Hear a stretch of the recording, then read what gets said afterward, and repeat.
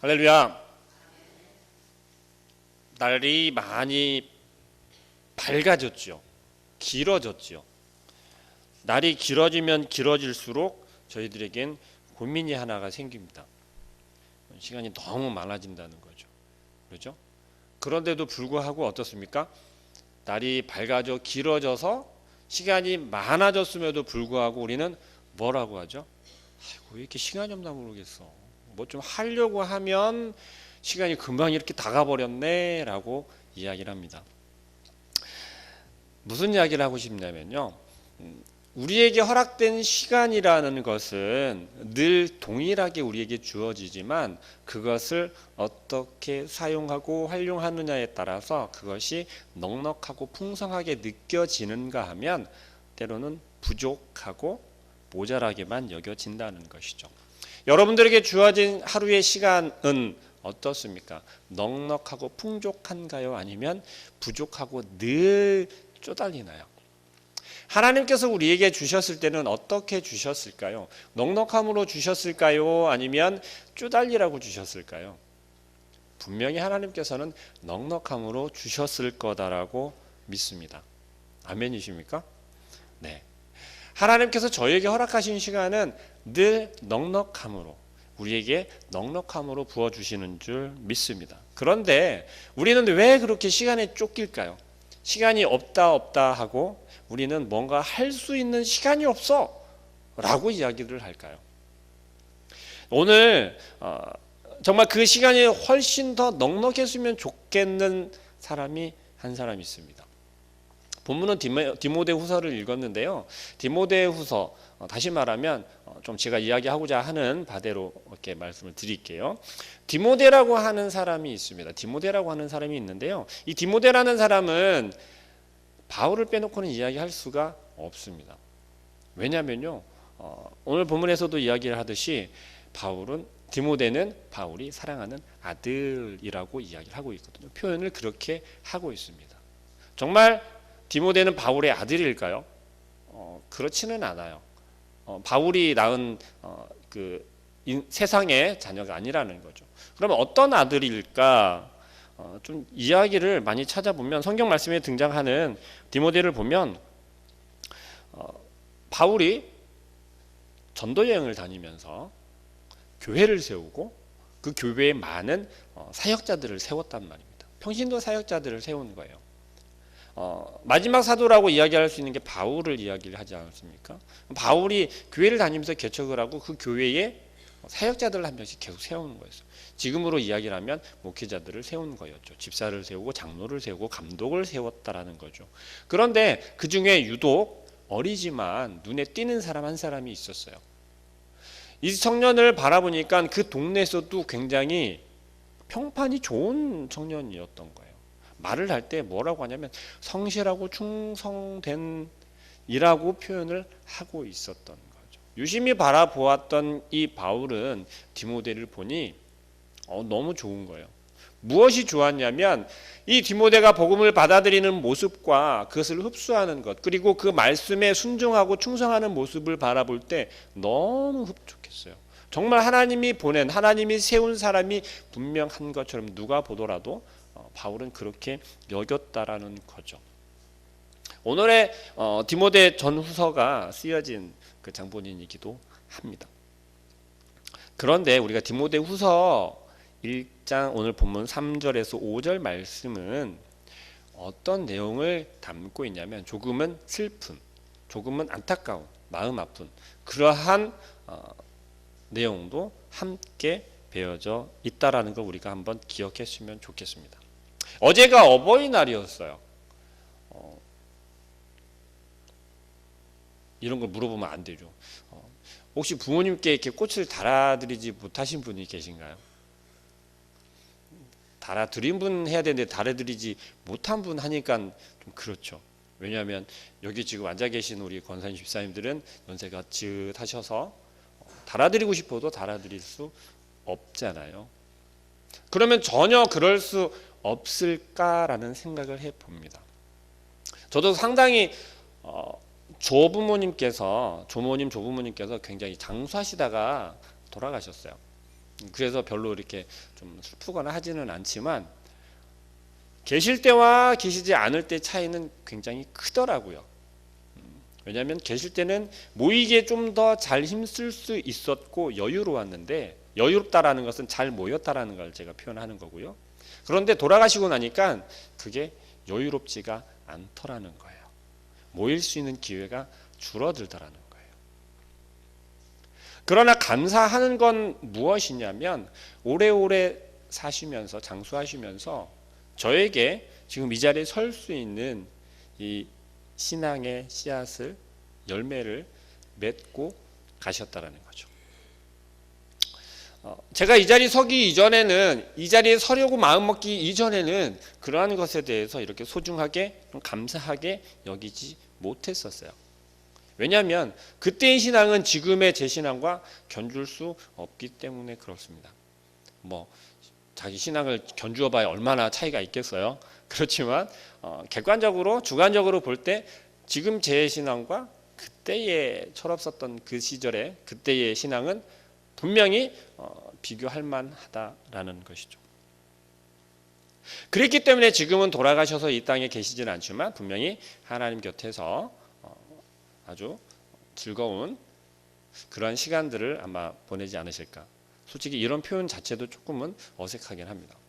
어쨌든 그런데 있다 없고, 그리고 있을 때에 우리에게 어떠한 열매를, 어떠한 씨를 뿌리고 어떠한 열매를 맺게 하였는지, 그리고 오늘 우리가 함께 읽은 이 본문 말씀 디모데후서 1장 3절에서 5절 말씀에 나오는 이 디모데가 어떤 사람이다라는 것을 바울이 대신해서 지금 서신의 인사말 다음에 바로 디모데를 소개를 하고 있어요.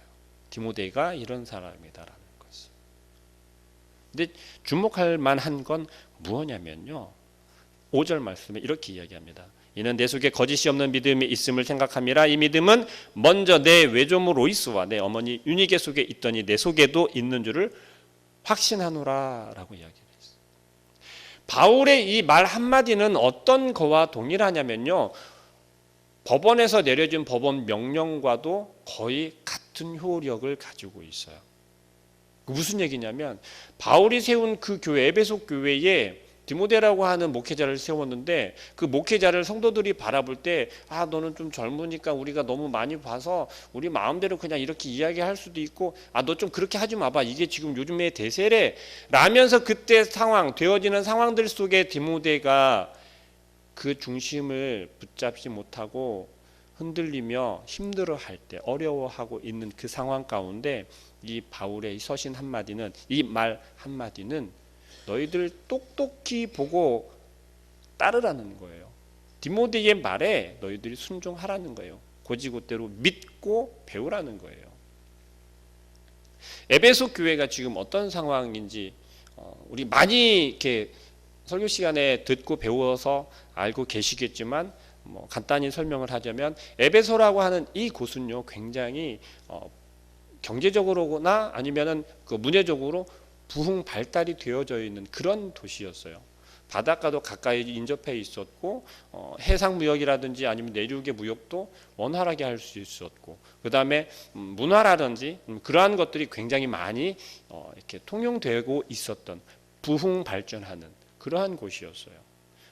요즘에 관광 가이드들이 그렇게 한 적도 있었다라고 해요.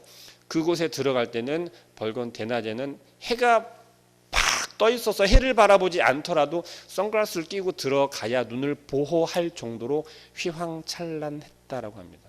무슨 얘기냐면 바닥을, 건물을, 벽, 모든 것들을 거의 대리석으로 다 장식을 해 놓았었대요.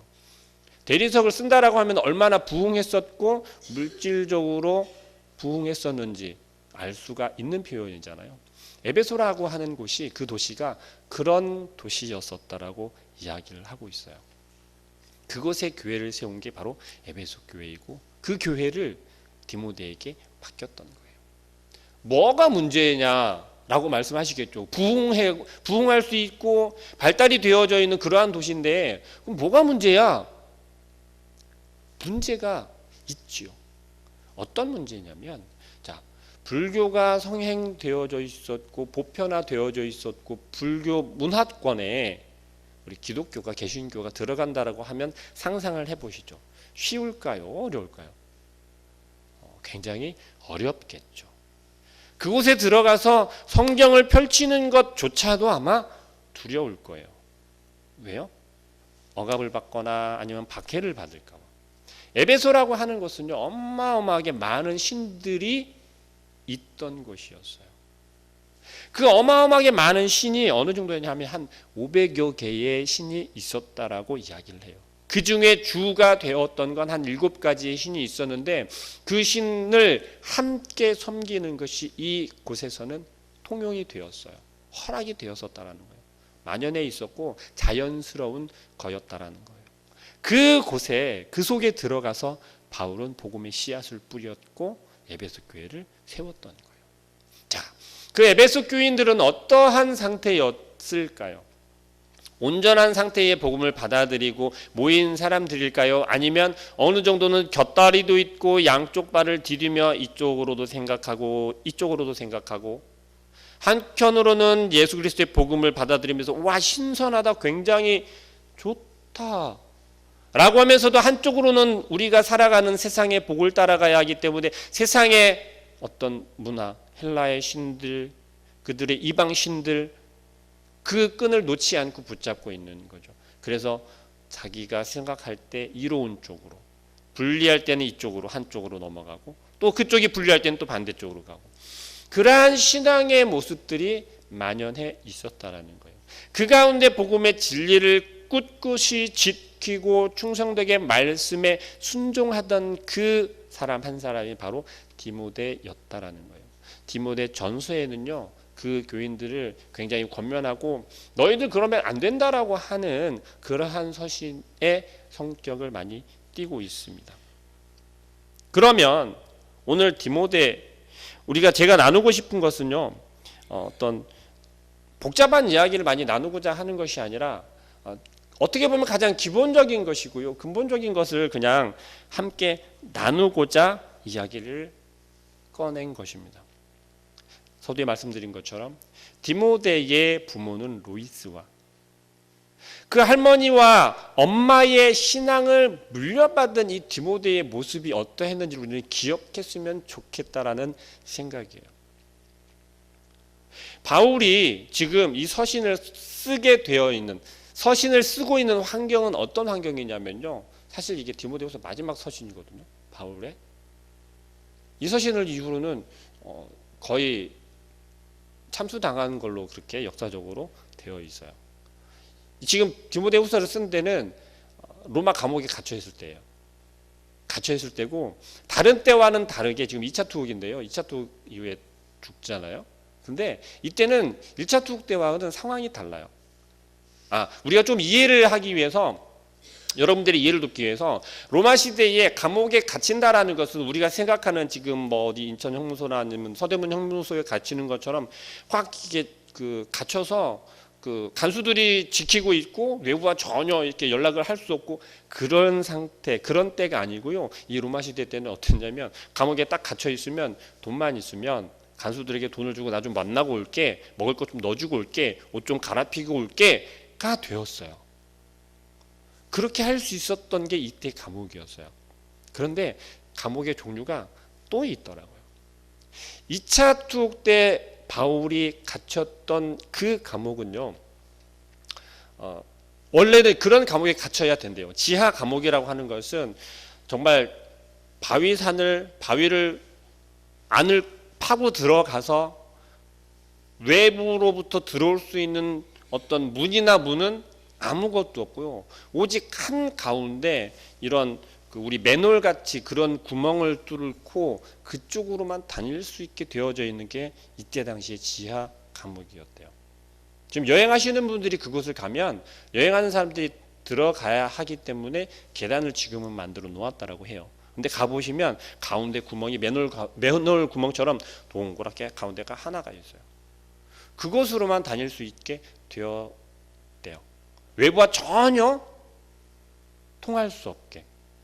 근데 바울은 지금 어떤 상태냐면 거기에까지 가지는 않았던 걸 참 다행으로 여기고 있어요. 그러나 1차 투옥 때보다는 더 심각한 상태였다는 거죠. 그리고 디모데는 뭐라고 했어요? 사랑하는 아들이라고 이야기를 할 정도로 각별한 사이였는데 디모데는 지금 에베소에 있고 바울은 로마에 갇혀 있다는 얘기죠. 그 상황에서 에베소에 있는 디모데에게 마지막 서신을 보낸 게 바로 디모데 후서예요. 그리고 오늘 본문 말씀에 이야기를 하는 것처럼 바울은 지금 감옥에서 이번엔 진짜 내가 죽겠구나라고 하는 느낌을 받고 마지막 유서를 쓰듯이 지금 이 서신을 쓰고 있어요. 그런데도 여러분들 생각할 때 어떻습니까? 바울은 지금 나 죽게 생겼어, 나를 좀 살려줘, 나 좀 꺼내줘, 나 어떻게 하지? 두려워 라고 하는 느낌이 혹시 나시나요? 죄송합니다. 다 읽어보지 않았는데 그걸 어떻게 하냐고 그랬죠. 다 안 읽어보셔서 잘 모르시겠죠. 정말 정독을 해서 한번 읽어보시길 바랍니다.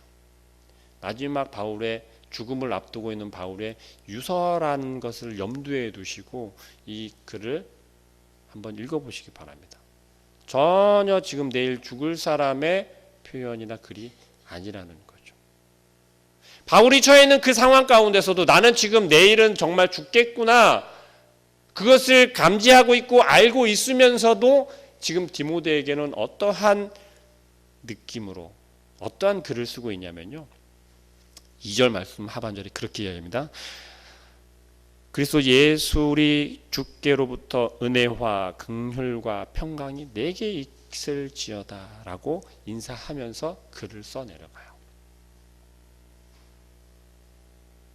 나 지금 죽게 생겼는데 축복을 구할 수 있어요? 축복을 빌어줄 수 있어요? 그렇지 않다는 거죠. 그러나 바울은 그러고 있어요.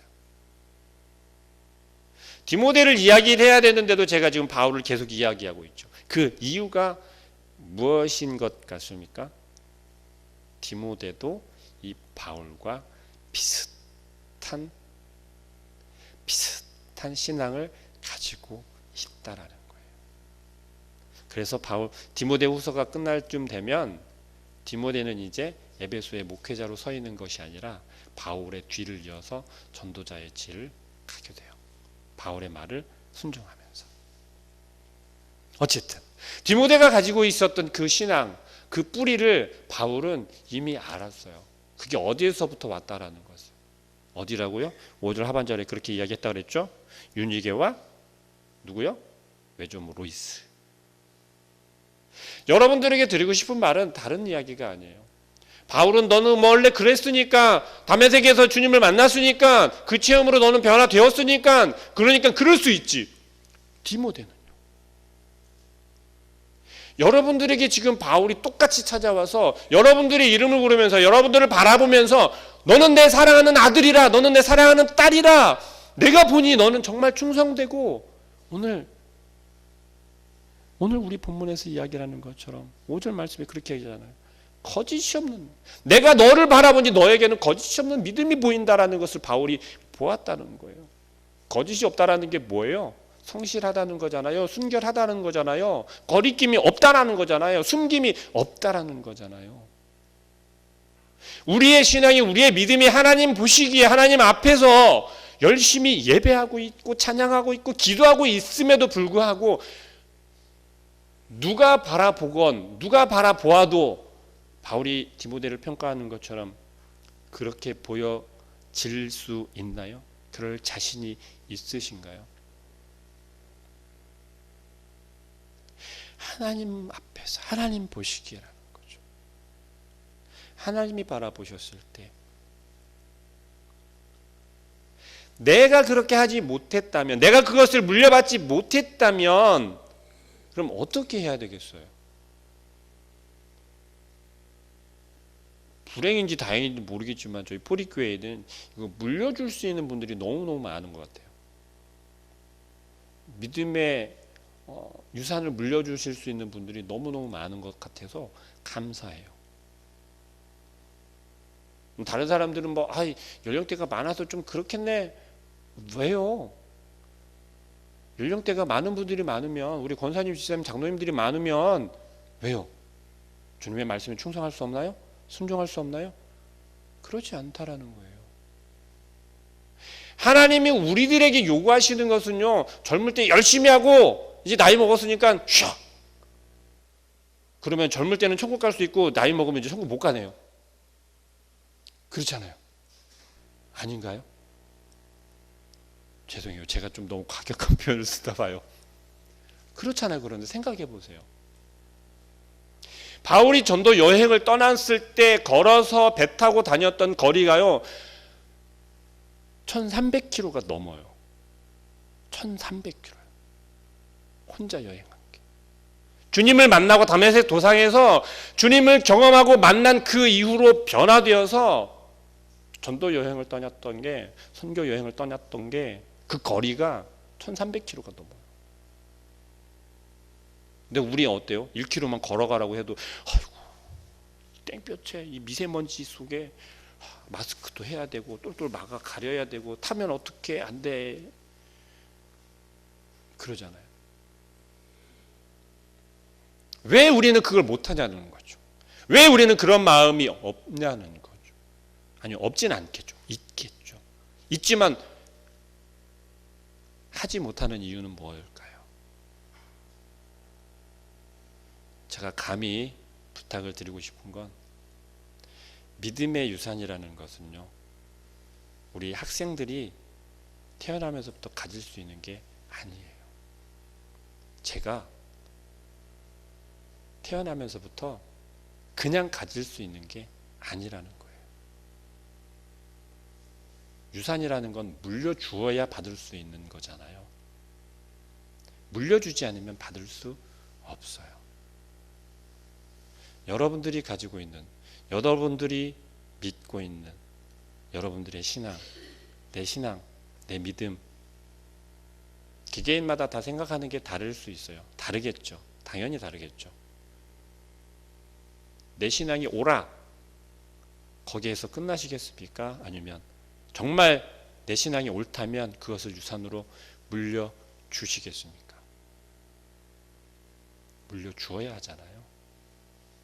우리 2018년 표어가 뭐예요? 다들 기억은 하시죠? 다음 세대를 책임지는 교회예요. 다음 세대를 책임지는 교회라고 하면 교회가 누구예요? 바로 여러분이잖아요. 저잖아요. 그럼 여러분이 책임을 지겠다라는 거예요. 지자는 거래요. 책임을 지자는 거. 그러면 물려주어야 하잖아요. 어떤 믿음의 유산을 물려주시겠습니까? 난 어버이니까 자, 무조건 받아야 되겠어. 네, 그런 마음도 이해합니다. 인정해요. 이제는 내가 좀 받아야겠어. 이제 좀 누려야겠어. 예, 이해합니다. 인정해요. 근데 하나님께서도 그러길 원하실까요? 하나님께서도 이제 받기를 원하실 거 아니에요. 우리가 받기를 원하는 것처럼. 내가 너희에게 베풀어 주었잖아. 내가 너희에게 주었잖아. 뭘 주셨어요? 생명을 주셨잖아요. 구원해 주셨잖아요. 예수 그리스도를 우리에게 주셨잖아요. 그럼 이제 하나님도 받기를 원하실 거 아니에요. 그렇지 않나요? 주었으니까 이제 나에게도 좀 한번 돌려줘봐. 그럴 때 여러분은 어떻게 대답하시겠습니까? 자, 하나님 제가 이만큼 드릴게요. 하실 수 있겠어요? 무엇을 드리시겠어요? 물질을요? 아니요. 하나님이 요구하시는 게 뭐예요? 우리의 자녀들에게 내가 받은, 우리가 받은 믿음의, 신앙의 유산을 물려줄 수 있기를 소망합니다. 거짓없는 믿음이라는 것이요, 우리가 받은 대로인 거잖아요. 여러분들이 받은 대로. 포장하고 포장하고 포장해서 나중에 탁 열어보니까는 불편한 대로 들어있고. 그런 선물 많이 젊을 때 많이 받아보셨잖아요. 저도 많이 받아봤거든요. 어떠세요? 기분 꽝이잖아요. 아닌가요? 우리 자녀들에게 그런 믿음을 물려주시겠습니까? 아니면 포장지 하나만 걷었는데도 벌써 안에 뭐가 들어있을지 알만한 그런 우리 자녀들이 바라고 바라는 그런 유산을 물려주시겠습니까?